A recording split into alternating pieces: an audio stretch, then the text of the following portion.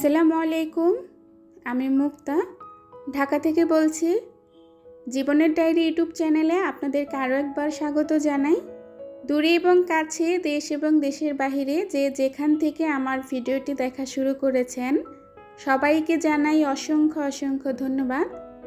প্রতিদিনের মতো নতুন আরও একটি ভিডিও নিয়ে হাজির হলাম। যদিও আজকের ভিডিওটা সন্ধ্যা থেকে শুরু করেছি, রাতের রান্নাবাড়া করছি। তো রাতের রান্নায় আজকে কই মাছ ভুনা আর একটু সবজি রান্না করব।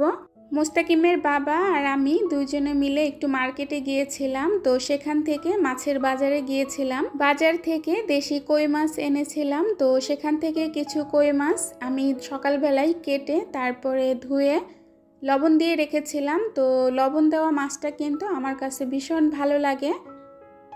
তো সেই মাছটা এখন ভেজে ভুনা করে নিব। ওই পাশের চুলায় ভাত বসিয়েছিলাম, ভাতটা কিন্তু হয়ে গিয়েছে। তো ভাতটা আমি ঠিকা দিয়ে দিলাম। এখন কই মাছটা ভুনা করব, সেই সাথে সবজি রান্না করব। সবজি রান্না করার জন্য কিন্তু ঘরে তেমন একটা সবজি ছিল না। আমি নিচে যেয়ে তারপর দোকান থেকে একটু একটু করে অনেক ধরনের সবজি এনেছি। তো আমাদের বাসা থেকে বের হলে নিচে একটা ভ্যানে অনেক ধরনের তরকারি বিক্রি করে। তো সেখান থেকে আমি অনেক ধরনের তরকারি নিয়ে এসেছি।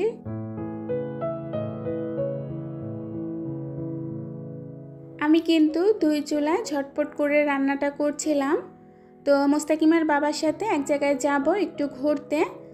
তো সেই জন্য রান্নাটা শেষ করছি খুব তাড়াতাড়ি করে। মোস্তাকিমের বাবা যেহেতু বাসায় তাড়াতাড়ি আজকে মার্কেট থেকে চলে এসেছে। তো বাসায় এসে বলছে জানো নিচে অনেক বড় মেলা হচ্ছে।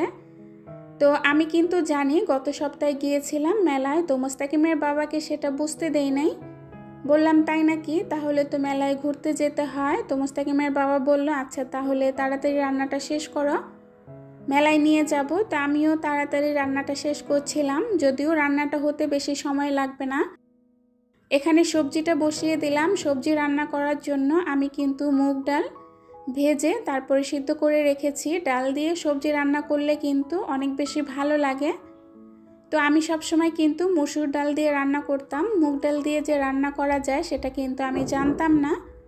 তো আমি যখন রান্না করেছি আমার মা আমাকে বলে দিয়েছিল। তো সেই জন্য আজকে মুগ ডালটা ভেজে তারপরে সিদ্ধ করে রেখেছি। এখানে যখন সবজিটা ভালো করে সিদ্ধ হয়ে আসবে তখন মুগ ডালটা দিয়ে দিব। আর কই মাছ রান্না করার জন্য এখানে কিন্তু মশলাটা ভালো করে কষিয়ে নিলাম টমেটো দিয়ে। আজকে মাছটা একদম ভুনা করব। কই মাছ আমার কাছে ভুনা করলে বেশি ভালো লাগে। আর যেহেতু লবণ দেওয়া মাছটা, সকালে লবণ দিয়ে রেখেছিলাম, মাছটা কিন্তু অনেক বেশি স্বাদ হয় যদি মাছটা আগে থেকে লবণ দেওয়া হয় বা লবণ দিয়ে রাখা যায়। ভিডিওর এ পর্যায়ে আমার সাথে যারা আছেন আমার ভিডিওটি ধৈর্য নিয়ে দেখছেন আপনাদেরকে জানাই অসংখ্য অসংখ্য ধন্যবাদ। ছোট্ট একটি লাইক দিয়ে আমার পুরো ভিডিওটা কন্টিনিউ করবেন। কই মাছটা ভালো করে কষানোর পর এখন কিন্তু আমি ঝোলের জন্য পানি দিয়ে দিব। যদিও আমি ঝোল রাখবো না, মাছটা সিদ্ধ করার জন্য পানিটা দিচ্ছি। ঝোলটা কিন্তু একদম আমি শুকিয়ে ফেলবো, একদম ভুনা করে ফেলবো। তো এই ভুনা তরকারিটা কিন্তু আমার কাছে অনেক বেশি ভালো লাগে, মোস্তাকিমও অনেক পছন্দ করে। যদিও আমার ছেলেটা এখন বাসায় নাই। তরকারিটা হয়ে এসেছে, জিরা গুঁড়া দিয়ে কিছুক্ষণ জাল করলেই তরকারিটা হয়ে যাবে।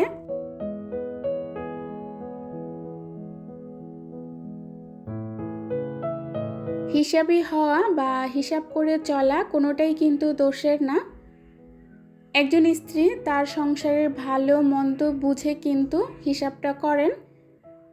কারণ আমি যেহেতু আমার সংসারটা চালাই, আমার হাজব্যান্ডের কেমন ইনকাম সেটা কিন্তু আমিই জানি। তো সেই ইনকামটা অনুযায়ী যদি আমি সংসারটা চালাই বা সেই ইনকামটা বুঝে যদি আমি ব্যয় করি তাহলে আমার সংসারটা কিন্তু অনেক বেশি সুখের হবে, শান্তির হবে। তো প্রত্যেকটা স্ত্রী জানে তার হাজব্যান্ডের ইনকাম কেমন এবং সেই ইনকাম অনুযায়ী তারা চিন্তা করে যে সংসারটা কিভাবে চালালে ভালো হবে, সংসারটা কিভাবে চললে উন্নতি হবে। তো সেটা বুঝেই কিন্তু সবাই সবার সংসারটা পরিপাটি রাখার চেষ্টা করে। আর যেই মেয়েরা সাংসারিক হয় বা সংসারকে ভালোবাসে তারাই কিন্তু হিসাবি হওয়ার চেষ্টা করে। তবে প্রয়োজনের বাহিরে হিসাবি হওয়া কিন্তু একদমই ভালো না।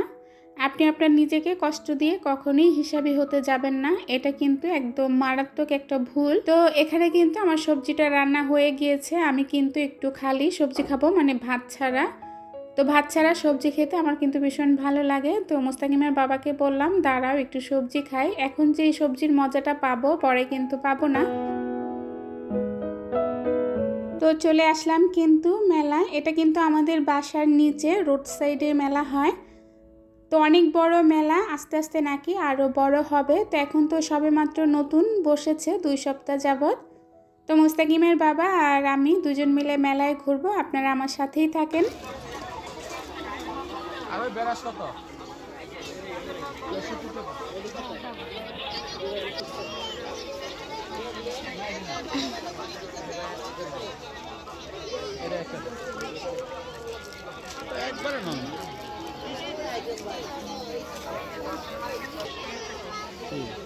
তো এখানে কিন্তু সস্তায় সব কিছু পাওয়া যাচ্ছে দেখলাম, তবে কোয়ালিটি যে বেশি ভালো সেটা কিন্তু বলবো না, মোটামুটি আছে। তো সেখান থেকে টুকিটাকি কিছু কিনলাম, যেহেতু এসেছি কিছু না কিনলে তো একদমই ভালো লাগবে না।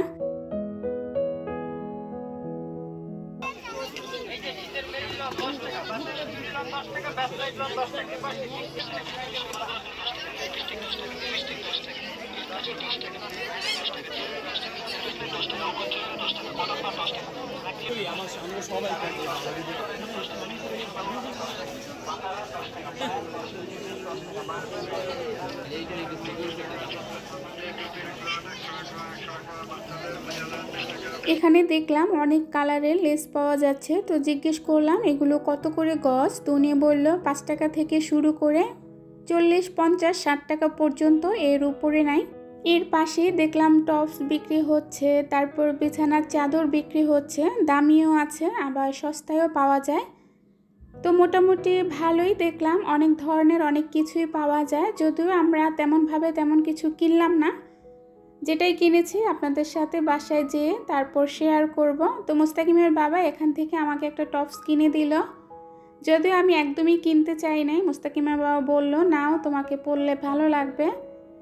তো হাজব্যান্ড শখ করে কিনে দিল, আমি কিভাবে না করি বলেন। তো আমিও নিয়ে নিলাম সুযোগটা পেয়ে। আসলে এইগুলো কেনা মানে টাকা নষ্ট করা, তবে আমরা গৃহিণীরা আমাদের তো কোনো জিনিস দেখলে কিনতে ইচ্ছে করবে, এটাই স্বাভাবিক।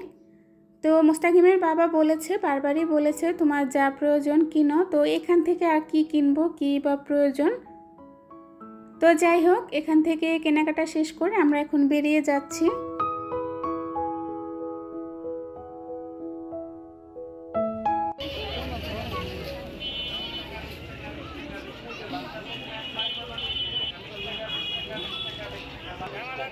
এটা কি?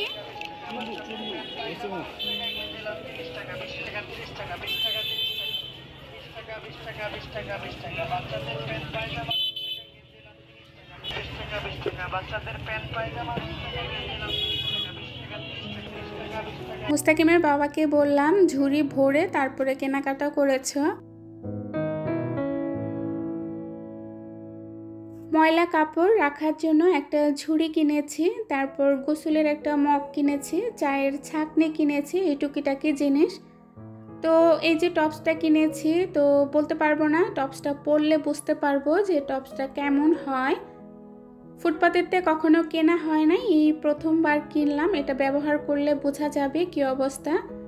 যদিও ফুটপাতে মাঝে মধ্যে কিন্তু ভালো কোয়ালিটির জিনিসও পাওয়া যায়, যদি একটু বুঝে শুনে আনা যায়। তো যাই হোক ভিউয়ার্স, আজকের ভিডিওটা কেমন লেগেছে অবশ্যই কমেন্টে জানাবেন। ভিডিওর শেষ পর্যায়ে চলে এসেছি। সবাই অনেক বেশি ভালো থাকবেন, সুস্থ থাকবেন, নিরাপদে থাকবেন। আল্লাহ হাফেজ।